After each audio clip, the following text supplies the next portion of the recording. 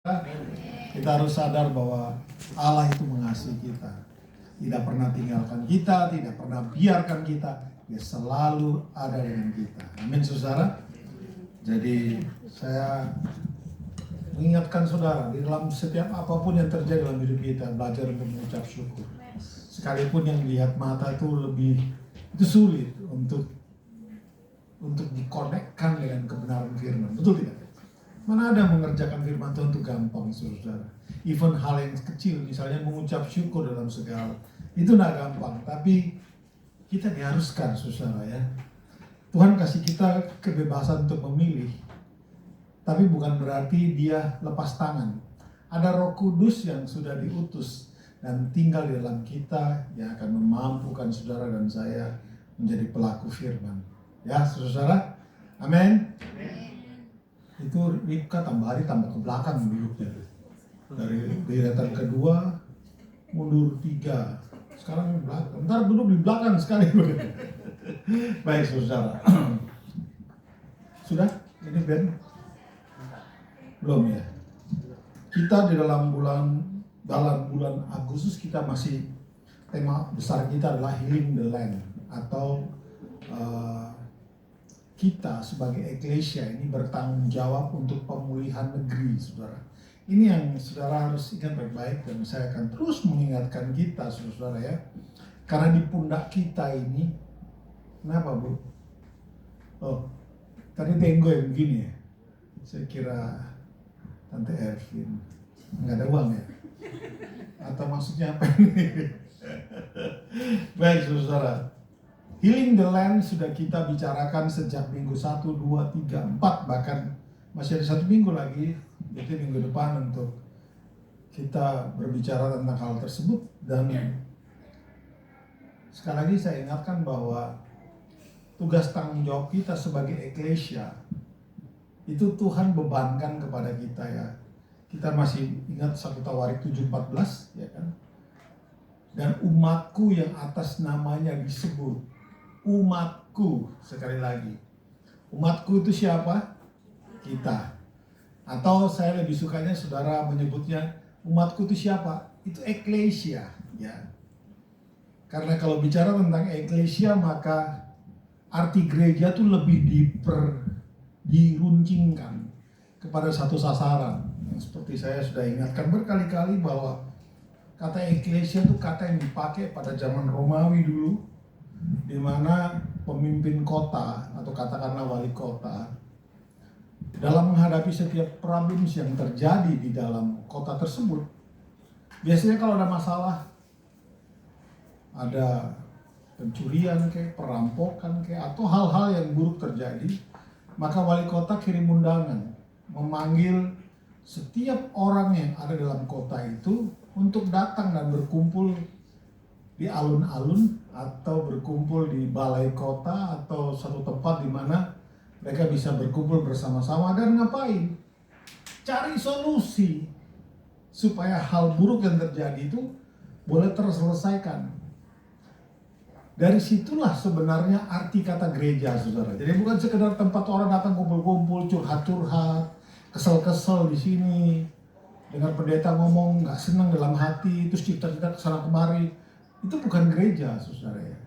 Gereja itu mikirin bagaimana terjadi satu pemulihan di dalam suatu komunitas. Kalau kita ada di Lipo Karawaci, maka keberadaan gereja itu adalah mencari solusi, mencari sesuatu yang baik bagi kota ini, saudara ya. Ingat itu baik-baik. Dengan kata lain, dimanapun Anda Tuhan tempatkan, disitulah kita harus berdampak, ya saudara. Jangan berdampak karena kita tukang suka cerita-cerita orang, bukan itu. Berdampak karena keberadaan kita sungguh-sungguh membawa dampak. Ya. Si Bu Tasya suka cerita kalau dia suka sapu depan rumah, sekalian sapu di jalan depan jalan itu. Jadi kalau pas dia nggak ada, orang komplain, katanya mana ini nggak ada Bu Tasya, kira-kira begitulah.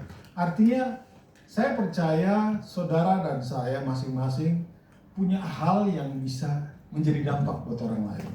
Amin, saudara ya. Setiap daripada kita punya potensi untuk berdampak. Apalagi kalau kita punya Roh Kudus. Bukankah Kristus sebelum naik ke surga, dia bilang ada lebih baik aku naik, aku pergi supaya roh kebenaran itu tinggal di dalam saudara. Roh kebenaran ini untuk apa tugasnya? Memampukan kita berdampak. Itu gampangnya. Roh kebenaran ini memampukan kita untuk membawa sesuatu yang baik. Alkitab mengatakan berkali-kali saudara bahwa keberadaan kita itu seperti garam dan terang dalam dunia ini.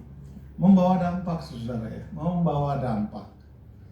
Tidak ada dari kita yang diciptakan tanpa ada satu alasan yang jelas. Semua alasannya jelas.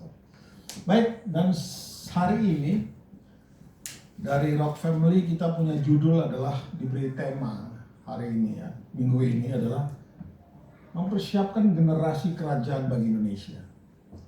Saya terjemahkan begini. Orang yang lebih muda dari kita itulah generasi yang harus saudara persiapkan. Selain yang punya anak ya, yang sudah menikah, punya anak, mereka juga adalah generasi-generasi yang harus dipersiapkan. Bagaimana yang belum menikah?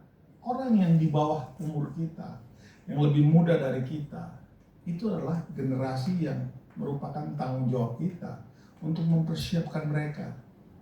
Ya saudara ya. Amin. So, yang punya anak bilang, anakku ini akan kupersiapkan untuk generasi, untuk bangsa ini. Protes itu anak. Anaknya siapa itu? Ital. Aduh, Ital ini. Kok bisa bertepatan ya? Pas ngomong mamanya harus mengatakan bahwa dia akan dipersiapkan, dia protes. Saudara, sekali lagi saya mengingatkan Anda untuk memandangnya, yang belum menikah mungkin, yang masih single, bahwa orang yang ada di bawah Anda dalam pengertian usia lebih muda dari Anda, itu adalah generasi-generasi yang harus kita persiapkan untuk berdampak bagi Indonesia ini, saudara. Anda tidak perlu diceritakan, kan sudah tahu apa yang terjadi di Indonesia hari-hari ini, saudara ya. Ya, tidak perlu diceritakan kan, semua sudah tahu, bahkan sudah jadi rahasia umum. Hal-hal yang buruk sedang terjadi di dalam bangsa ini, saudara. Lalu siapa yang harus bertanggung jawab? Ya sesuai dengan kata Alkitab. Umatku yang atasnya namaku disebut harus merendahkan diri, berdoa, mencari wajah Tuhan, dan berbalik dari jalan-jalan yang jahat, maka aku akan mendengarkan dari surga, mengampuni dosa mereka, dan memulihkan. Jadi saudara dan saya punya andil di dalam terjadinya pemulihan. Pak, saya bukan anggota DPR, saya bukan pejabat pemerintahan. Yang disuruh berubah bukan mereka kok. Baca itu Alkitab. Umatku yang atasnya namaku disebut. Jadi yang memanggil Kristus adalah Tuhan. Itulah yang harus melakukan sesuatu. Kok berat Pak? Ya emang berat. Kalau nggak mau berat, pindah aja. Aman kan yang sana, yang sini aman. Tapi kalau kita sebagai orang percaya, kita tidak boleh egois. Saudara, saya berkhotbah yang mungkin berapa puluh tahun dan berapa tahun lalu selalu mengingatkan bahwa kita ini tidak boleh egois.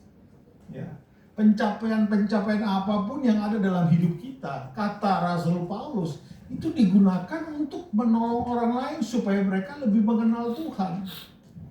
Pencapaian apapun dalam hidup itu sebenarnya bukan buat diri kita, saudara, tapi untuk orang lain mengenal Kristus.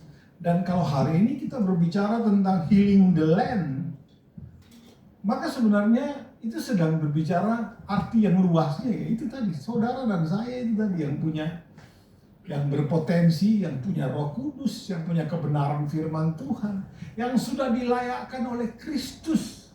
Saudara, Anda dan saya ini hari ini, kalau bukan Kristus kita nggak bisa apa-apa loh. Kalau bukan karena kasih karunia, apapun yang Anda dapatkan hari ini tidak akan pernah terjadi, saudara.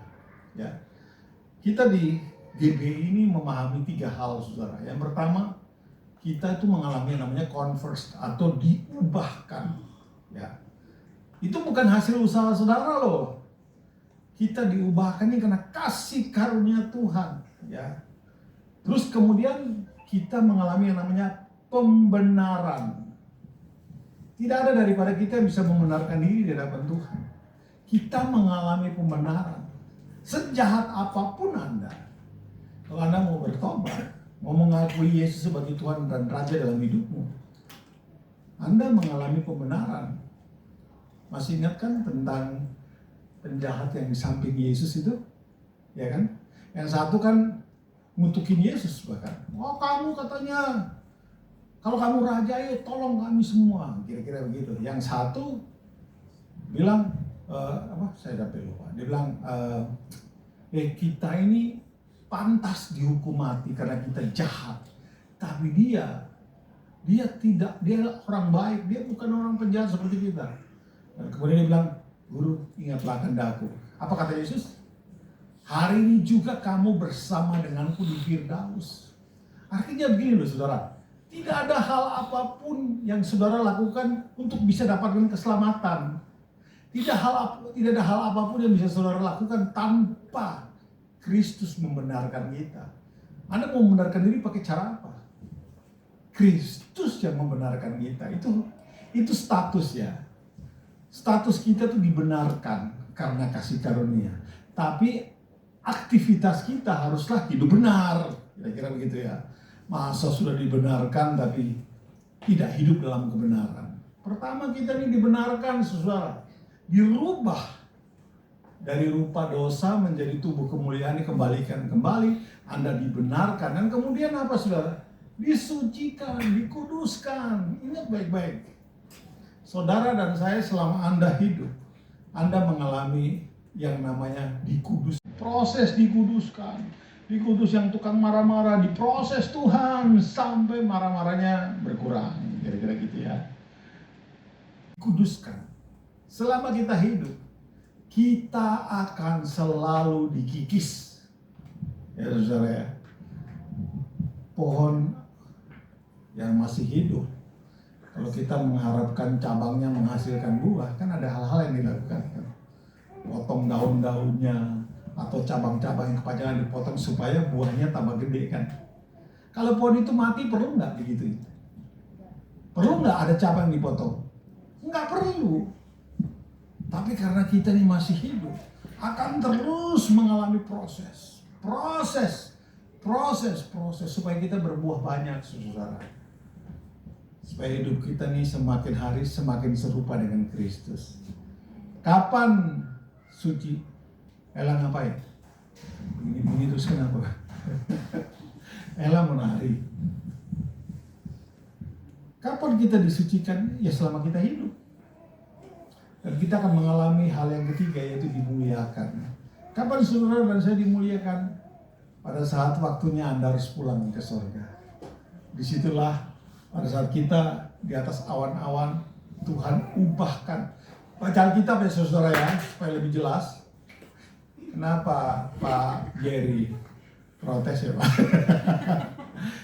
Aku perhatikan Jerry lama-lama kayak Tuhan Yesus loh. Tambah panjang, kumis. Oke. Kapan kita dimuliakan?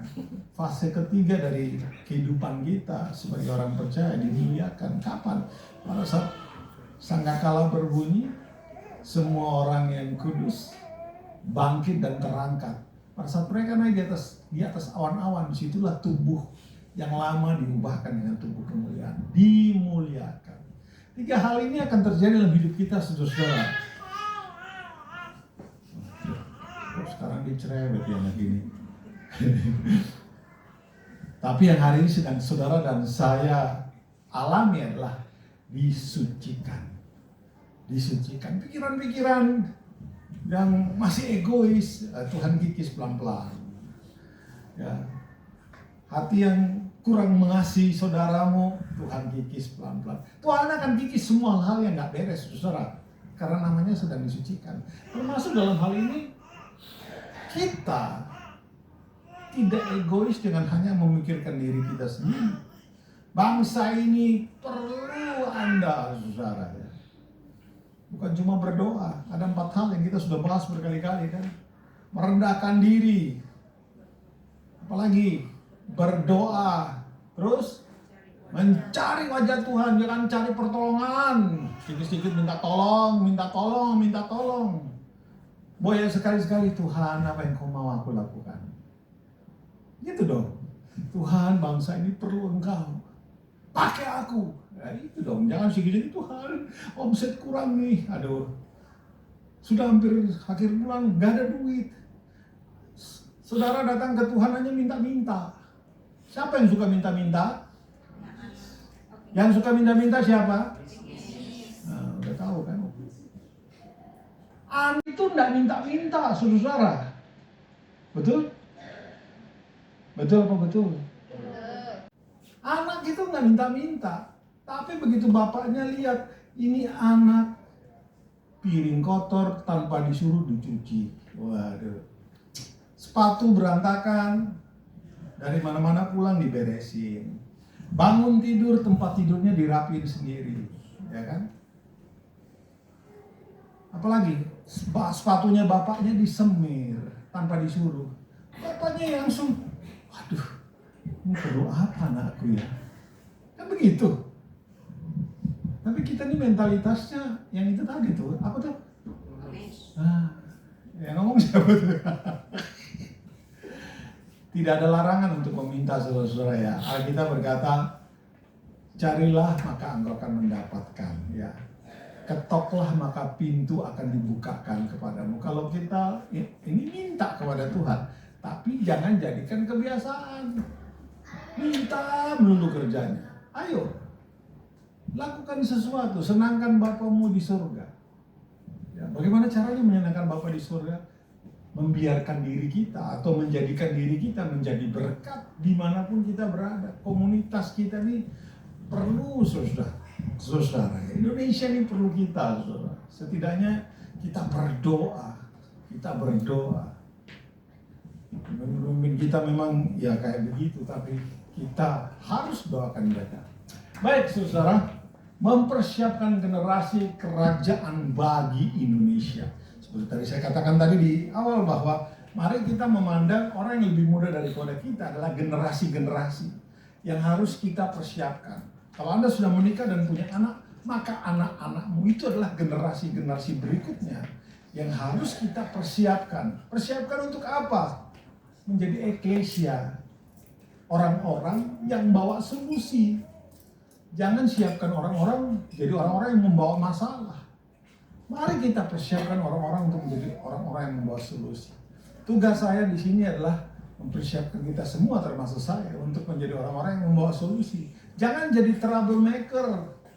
Anak Tuhan bukan troublemaker, bukan pembawa masalah, tapi pembawa solusi. Saudara tahu itulah ya. Dari awal dari Alkitab tertulis bahwa kejadian itu, mari kita ciptakan manusia serupa segambar dengan kita, supaya mereka berkuasa. Berkuasa kata lainnya adalah mengusahakan damai sejahtera dan sukacita. Berkuasa itu adalah juga seperti kata Alkitab, membawa suasana surga ke dalam dunia ini, saudara. Jangan kita bawa suasana neraka dalam dunia ini. Kenapa kita nggak disukai? Karena kita pasti ada yang salah. Minggu lalu saya akan ngomong begini. Masih ingat apa yang kamu imani? Terus yang kedua? Yang keras. Setelah apa kamu imani? Kamu akui. Kamu hidupi. Artinya kalau kita mempercayai kebenaran firman Tuhan, kita mengakuinya, maka harusnya kita hidup sesuai firman Tuhan. Kalau hari ini Anda hidup tidak sesuai firman Tuhan, berarti yang salah di mana? Apa yang kamu imani tadi, ya kan? Salah di awal. Tugas saya menolong Anda supaya jangan salah di awal, supaya pada akhirnya engkau hidup sesuai firman Tuhan, ya saudara ya. Amin. Baik, langsung saja ayatnya, satu klik. Ayat yang dikasih kepada saya adalah ini, Mazmur 78 ayat 4. Tapi saya sarankan nanti kalau saudara di rumah baca sampai ayat 7, karena nanti kita lihat aja. Kita baca sama-sama ya, kelihatan semua? Kelihatan? Oke, kita baca ya. 1, 2, 3. Kami tidak hendak sembunyikan kepada anak-anak mereka, tetapi kami akan ceritakan kepada angkatan yang kemudian puji-pujian kepada Tuhan dan kekuatannya dan perbuatan-perbuatannya yang ajaib yang telah dilakukannya. Ya. Ini perkataan pemazmur yang kurang lebih mengatakan bahwa ayo, kita ini harus menceritakan atau tidak boleh menahan untuk tidak menceritakan tentang Tuhan. Oke, kita baca dulu ayat selanjutnya, silakan. Saya akan juga tetap membacakan saudara. Ini 2 Tawarik 7:14. 1 Tawarik ya, bukan 2 Tawarik ya. 1 Tawarik, salah tulis itu. Yang isinya adalah eklesia. Gampang sebenarnya kalau kita logikakan. Kalau judul hari ini adalah mempersiapkan generasi untuk bangsa Indonesia, maka kalau kita sedang bulan ini berbicara tentang healing the land kan, kita sedang berbicara tentang eklesia.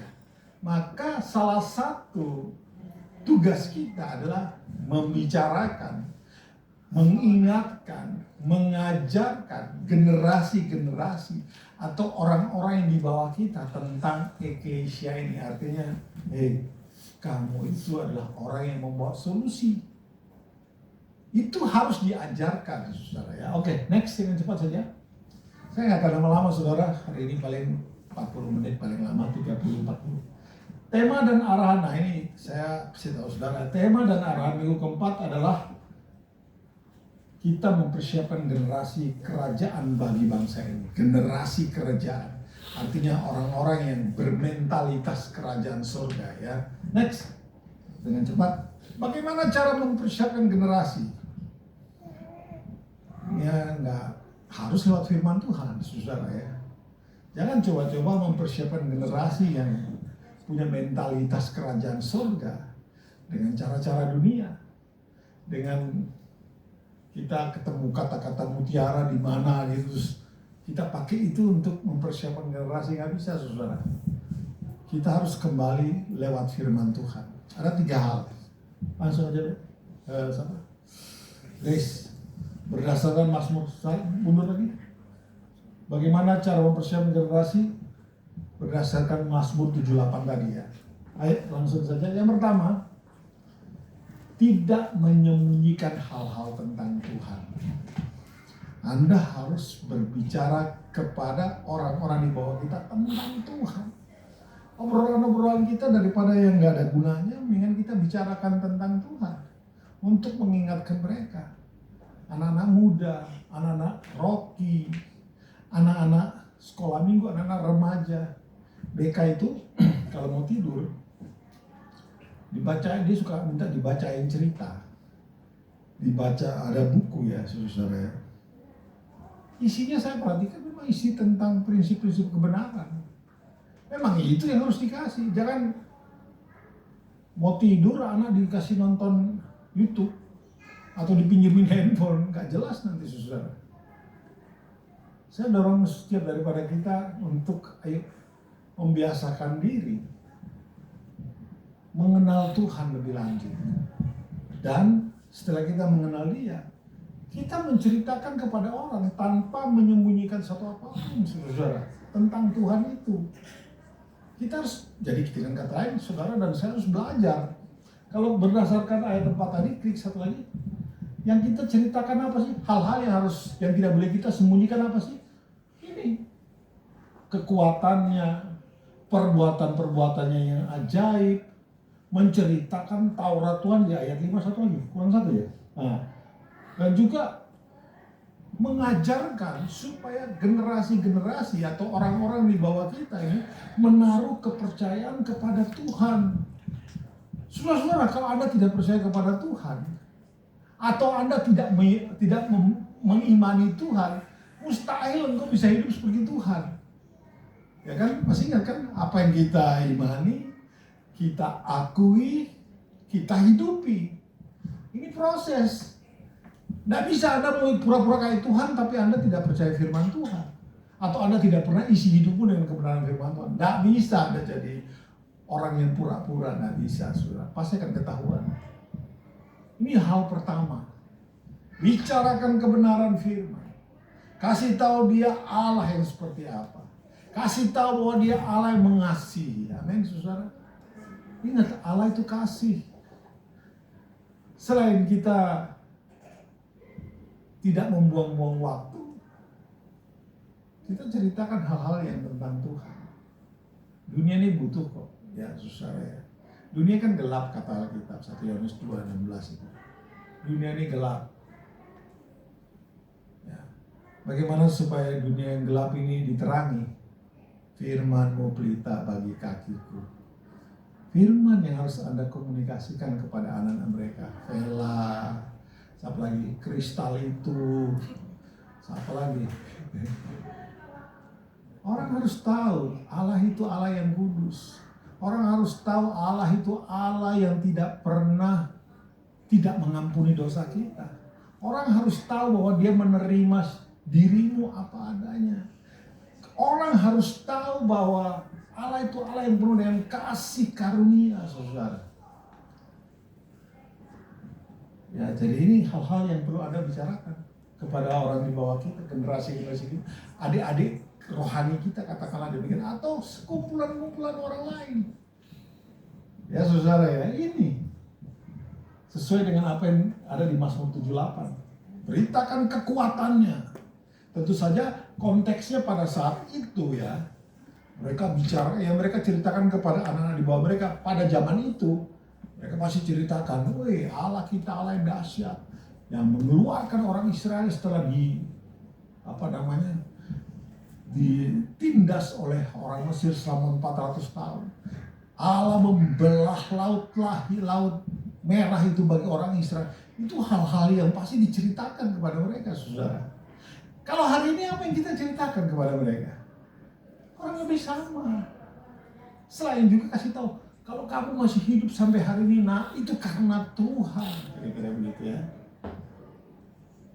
Dengan kita menceritakan itu, maka poin keempat itu pasti terjadi. Karena Roma 10 ayat 17 kan bilang kan, iman timbul karena pendengaran. Dan pendengaran akan firman Kristus. Jangan cerita omong kosong lah saudara. Cinderella, apaan? Superman, Spiderman, alah. Itu akan membuat orang-orang di bawah kita atau anak-anak kita, sorry tambah goblok. Jangan saudara. Mereka harus diajarkan, diceritakan hal-hal tentang Tuhan. Ya, bagaimana Yesus merubah air menjadi apa? Anggur. Berapa persen alkoholnya? Oh. Kalau tanya persentase bisa tanya gitu. Ya. Tuhan membangkitkan Lazarus, itu kan bukan fiktif. Itu realita yang harus kita ceritakan. Saya lihat kecenderungan orang-orang sekarang itu malu bicara tentang Kristus, menceritakan kepada anak-anaknya, malah menceritakan hal-hal yang lain. Mari ceritakan Kristus. Kristus itu yang harus diberitakan, saudara ya. Ini hal pertama yang akan bisa berdampak kepada anak-anak kita, saudara-saudara kita, atau generasi yang ada dekat dengan kita hari-hari ini. Ya, bicarakan tentang Kristus. Kalau Anda tidak punya bahan omongan, mendingan diam. Silent is gold. Daripada kita ngomong kosong, mendingan diam. Putar lagu rohani ya, jangan dangdutan. Mabuk, jangan. Baik, saudara, ini yang pertama, sama sih Anda cukup jelas? Cukup jelas. Kalau kurang jelas, aku minta nanti Ben yang ngajarin lagi.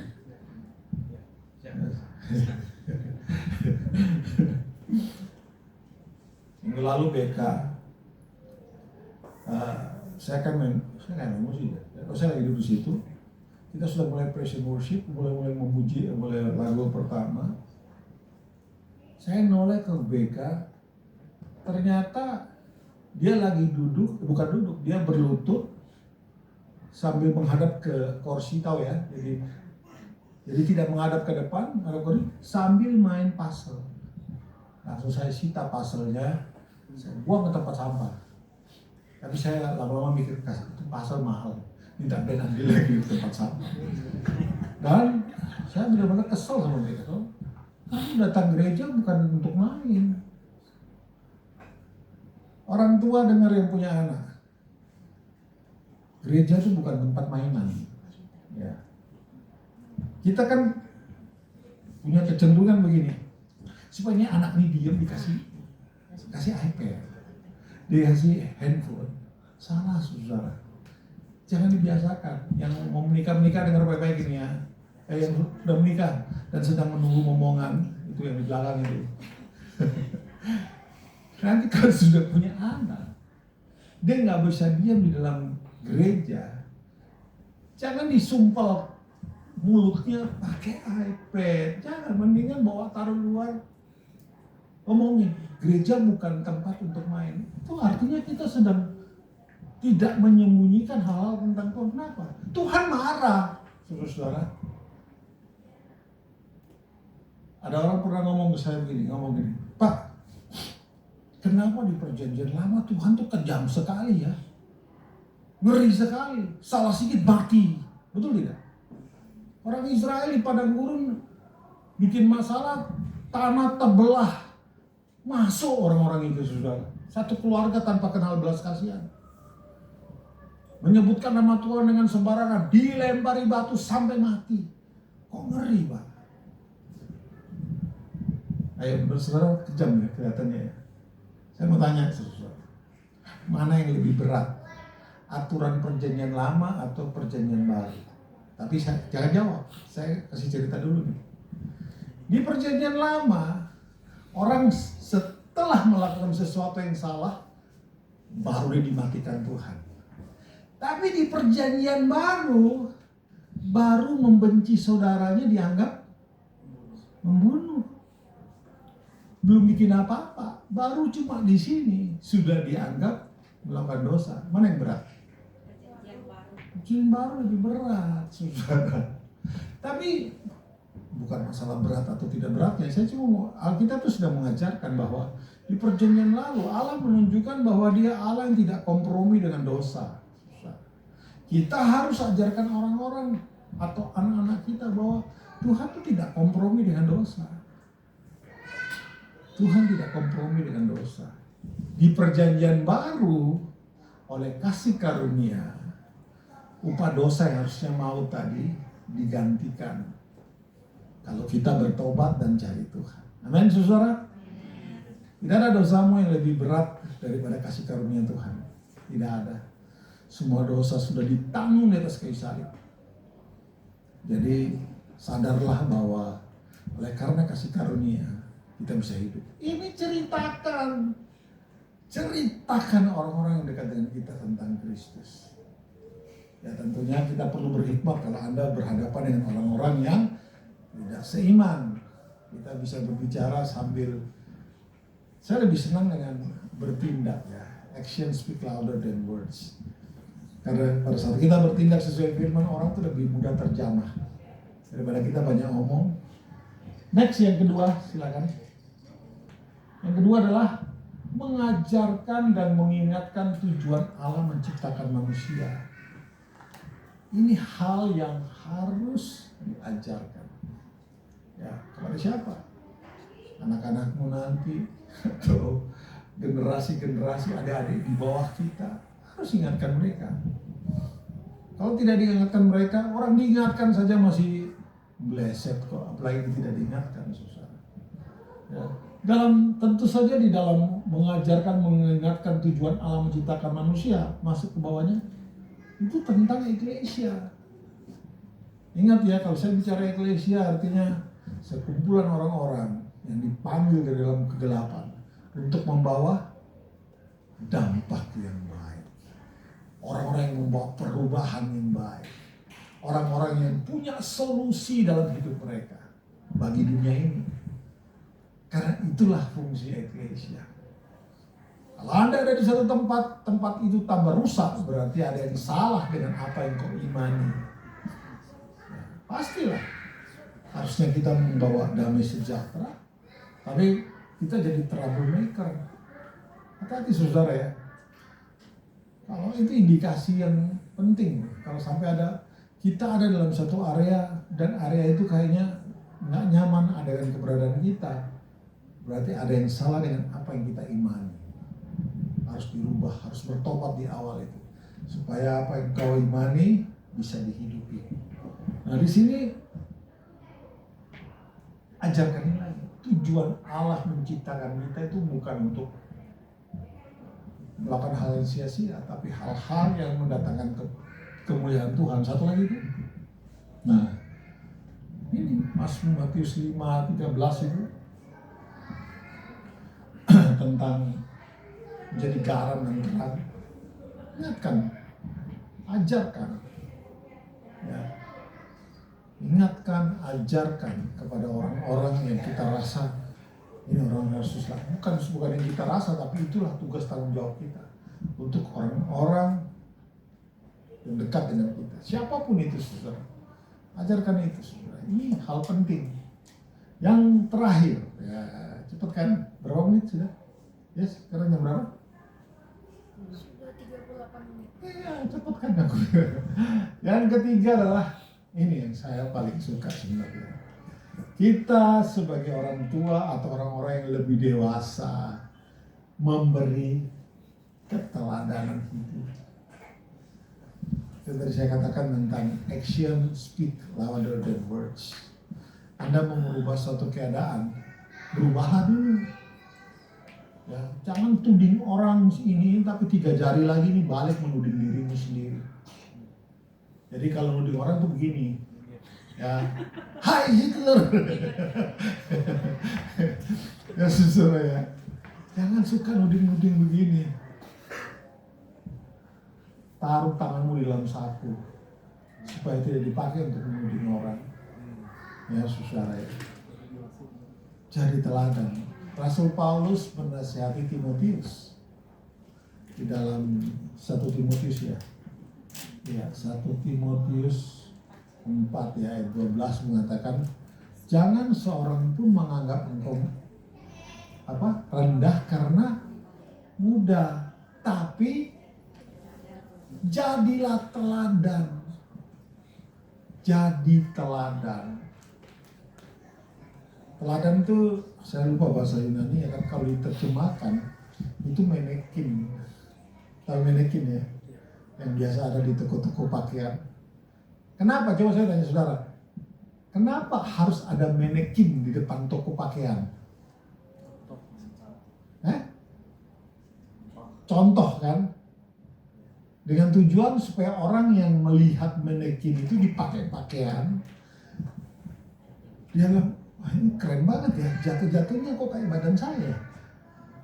Keren ini, beli dia. Betul kan? Anda ini manekin-manekinnya kerajaan Allah. Orang mau masuk surga, mereka lihat dulu hidupmu. Kan manekin. Topos, namanya topos bahasa Yunani. Topos. Orang mau masuk surga, lihat kita yang modelnya doang kayak Tuhan Yesus. Jadi, modelnya doang kayak Tuhan Yesus. Tapi kelakuannya gak jelas. Ingat saudara, kita ini topos, teladan, supaya orang melihat kita dan tertarik untuk percaya kepada Tuhan. Mahatma Gandhi, saya pernah cerita, saudara. Anda tahu cerita Mahatma Gandhi? Dia tertarik dengan kekristenan, dia sekolah di sekolah Kristen. Tapi dia kecewa dengan kelakuannya orang Kristen. Dia kecewa. Kok begini ya? Yesus aku kenal nih. Tapi pengikut-pengikutnya tidak seperti Yesus. Saudara, penting itu poin ketiga itu. Kita mau merubah generasi atau katakanlah orang-orang yang dekat, orang-orang sejaman kita. Maka ilmu yang ketiga ini penting. Cara Tuhan yang ketiga ini penting, yaitu memberi teladan dulu. Anda mau satu perubahan, start dari Anda. Ya. Anda mau di tempatmu berhenti ribut-ribut, maka kita dulu yang harus berribut. Satu kali Bu Prista bangun tidur, telat ya. Saya sudah bangunin sebenarnya, karena saya setiap hari bangun 4:30 kan. 4:30 terus saya menyiapkan beberapa hal. Jam 5 pas saya biasa masakin air panas buat BK. Udah aku teriakin tuh mamanya ini, "Woi bangun woi, kamu sudah terlambat sholat, masih tidur aja." Enggak, santai. Dia ngegas terus, tidur sampai 5:30 lewat 5. Jam berapa? Oh kamu nggak bangun, saya dimarah-marahin, kamu nggak bangun. Dan ngomelnya itu nggak berhenti sampai mau berangkat. Terakhir aku bilang, kamu bisa nggak diam ya?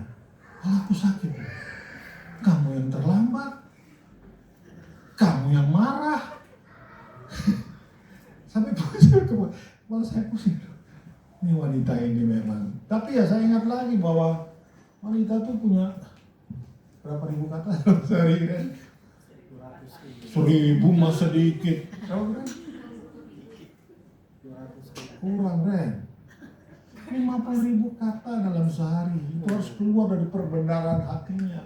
Apalagi kalau dia sedang pokoknya dari dia ngomong nyalain saya itu, kamu kebangun sih, itu ngomelnya terus dalam kamar mandi ngomel, ada aja jadi salah-salah. Ini siapa punya celana dalam nggak diganti, nggak dibawa taruh di luar.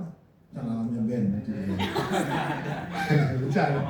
Pokoknya ada saja yang dia ributin sampai itu apa namanya odol yang dipencet bukan dari bawah, diributin nih sikat giginya. Keluar dari kamar mandi, mana handuknya? Ben kan suruh cari handuk. Kok belum cari? Oh terus Ben yang biasa. Oh iya lupa. Terus sampai saya 5:30, 6:30 pas saya harus berangkat kan. Mereka kita keluar. Ayo cepat mereka, cepat. Tapi sebelum keluar saya bilang, kamu nih ngomel terus dari tadi pagi. Aduh. Dan besoknya dia rupanya sadar. Dia diem dan suasana di dalam rumah lebih enak saudara. Poin saya ngerti kan? Kita mau merubah suatu keadaan harus dimulai dari kita dulu. Ya, jangan suruh orang lain berubah. Jadi kadang-kadang saya mau kalau mau seseorang di dalam rumah berubah dari sesuatu, saya dulu menjadi contoh. Saya kata Bu Pris ini adalah, kamu itu, dia kalau marahin Hena begini, kamu ini sama kayak papi, barang taruh sembarangan. Padahal saya tidak seganas itu. Kurang lebih, saudara-saudara, ini hal yang perlu kita pelajari. Bahwa kalau kita mau merubah satu generasi, mempersiapkan generasi tersebut untuk menjadi eklesia, mempersiapkan generasi ini untuk menjadi teladan, menjadi berkat. 3 hal ini mungkin hal yang perlu Anda lakukan ya saudara. Bukan mungkin tapi harus. Karena di situ kita menceritakan Kristus dengan tidak menyembunyikan hal-hal tentang Tuhan. Ceritakan. Kemudian kita juga mengajarkan mereka tentang tujuan Tuhan menciptakan kita. Ini sederhana, tetapi ini penting, saudara. Ya, jadi dengan kita mengerti tujuan Tuhan menciptakan kita, maka saya percaya mulut ini akan tidak dipakai untuk kata-katain, tapi dipakai untuk memberkati, ya saudara ya. Terus yang ketiga, mari kita hidup dengan keteladanan, memberi teladan. Anda mau orang seisi rumah bangun jam 4:30, jam 5, ya Anda dulu bangunlah 4:30. Kita mau orang lain bangun jam 5, kita sendiri bangun 5:30, ya nggak bisa, saudara ya. Amin, saudara. Sama-sama kita baca yang pertama, kalau kita cara mempersiapkan generasi yang pertama adalah yang kedua, yang ketiga, bagaimana ini dilaksanakan? Next, terakhir, slide terakhir. Pelaksananya langsung saya klik. Nah, nanti baca aja di rumah. Tapi intinya ayat ini mengatakan mengajarkannya berulang-ulang. Ya, kalau Anda baca di Amsal, kalungkanlah itu di leher. Nah, artinya kebenaran firman Tuhan seperti kira-kira Harus nempel gitu. Bagaimana caranya? Kalungkan di leher. Ajarkan siang hari. Ajarkan malam hari. Lagi duduk-duduk, ajarkan. Saudara bisa baca itu secara detail. Dan supaya kita mengerti, itu pelaksanaannya. Kita nggak bisa ngasih tahu, hari ini ngasih tahu. Terus besok kita diam-diam pura-pura. Nggak bisa, harus setiap hari kasih tahu. Sampai orang tua, orang mungkin ngomong, sampai mulut berbusa katanya gitu. Nggak peduli, selama itu kebenaran, kasih tahu.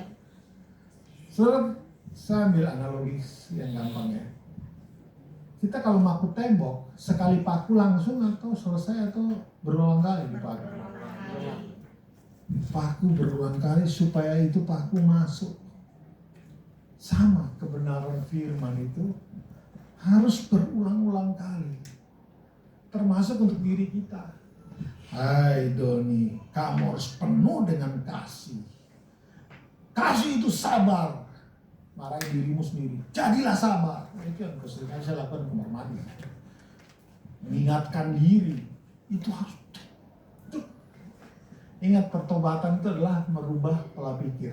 Betul kan? Bagaimana kita merubah pola pikir? Melalui apa yang masuk di telinga, apa yang kita lihat, apa yang kita rasakan. Itu caranya begitu. Ngomong sama dirimu sendiri. Dan berkali-kali sampai firman Tuhan itu nancap dan menjadi darah daging dalam hidupmu. Dan kau menjadi kita imani, kita akui dipentingkan. Segala perkara dapat kulakukan melalui Yesus yang beri kekuatan kepadaku. Kita akui itu. Terus sampai pada akhirnya di bagian pelaksanaan kita dikuatkan oleh kebenaran firman Tuhan itu sendiri. Ya saudara ya, ingat, imani, akui, hidupi. Itu urutannya begitu. Baik, saya tidak akan berpanjang. Mana pemimpin bikinnya? Tolong panggil. Udah tahu aku mau habis kok. Panggil Ben. Suruh lari. Oke, pemain musik bisa tampil ke depan.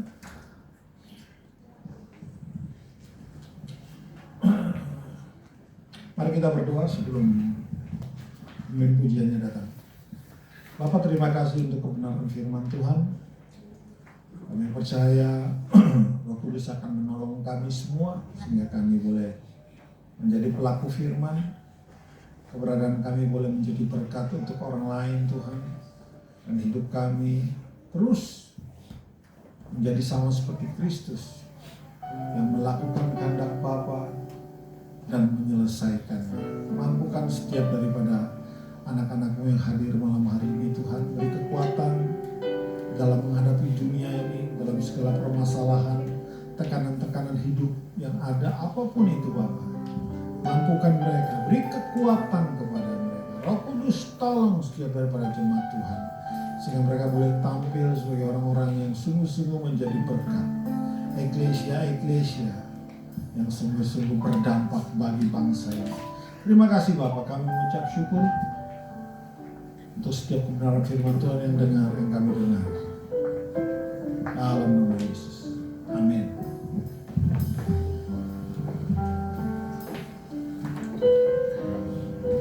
Mari kita bangkit berdiri, Bapak Ibu Saudara. Kita sama-sama deklarasikan pengakuan iman kita. Aku percaya kepada Allah, Bapa yang Maha Kuasa, Khalik langit dan bumi, dan kepada Yesus Kristus, anaknya yang tunggal Tuhan kita, yang dikandung dari Roh Kudus, lahir dari anak darah Maria, yang menderita sengsara di bawah pemerintahan Pontius Pilatus, disalibkan, mati dan dikuburkan, turun ke dalam kerajaan maut, pada hari yang ketiga bangkit pula dari antara orang mati, naik ke surga, duduk di sebelah kanan Allah, Bapa yang Maha Kuasa, dan dari sana ia akan datang untuk menghakimi orang yang hidup dan yang mati. Aku percaya kepada Roh Kudus, gereja yang kudus dan am, persekutuan orang kudus, pengampunan dosa, kebangkitan tubuh dan hidup yang kekal. Amin. Silakan duduk Bapak Ibu Saudara.